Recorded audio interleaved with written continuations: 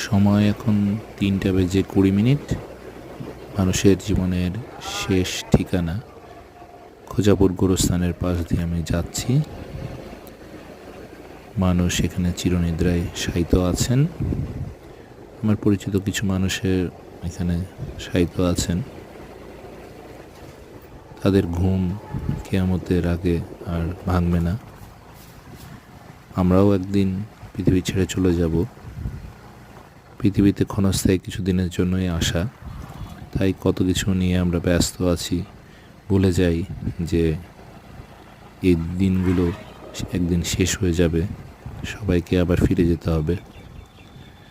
তো এই ঘুমের কোনো কিন্তু শেষ নেই, কিন্তু পৃথিবীতে যে ঘুম, আমরা নানা কাজের কারণে বিভিন্ন সময় ঘুমোতে পারি না।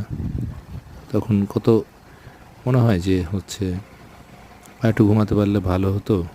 রাত্রে জেগে জেগে কাজ করছি, যদি আর একটু সকালে এত সকালে না উঠতে হতো, আর একটু ঘুমিয়ে নিতাম, এই ফিল হয়। কিন্তু আলটিমেটলি কি লাইফের গোলটা কি? Life ultimately start with zero and ends with zero. দিন শেষে চিন্তা করে দেখলে দেখা যায় যে আমাদের সব কিছুই শূন্য।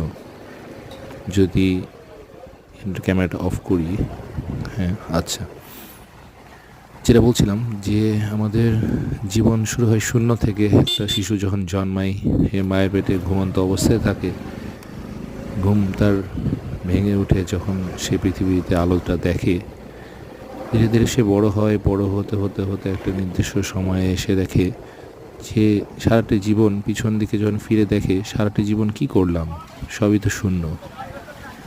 এবং শেষ পর্যন্ত তার মৃত্যু যখন আসে, সে মারা যায়, তখন সে আবার ঘুমে ফিরে যায়। যদিও পৃথিবীর পরবর্তী জীবন মানুষের কী হয় আমরা কেউ জানি না। আমাদেরকে দিক নির্দেশনা দেওয়া আছে, সেই দিক নির্দেশনাগুলো যদি আমরা মানি, তাহলে সেই চিরনিদ্রা শান্তির নিদ্রা হবে, সেই চিরনিদ্রা শান্তির নিদ্রা হবে না।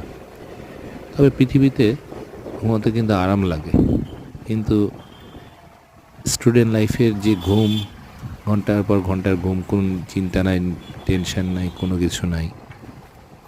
কিন্তু একটা সময় এসে দেখা যায় যে মনে করতাম যে পরীক্ষা না থাকলে অনেক ঘুমাবো, কিন্তু এমন একটা বয়সে উপনীত হয়েছি, কোনো পরীক্ষা নাই, কিন্তু ঘুমানোরও সুযোগ নাই।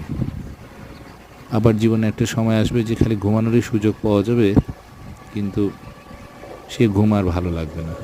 এটা পৃথিবীর জীবনের কথা বলছি। যাই হোক,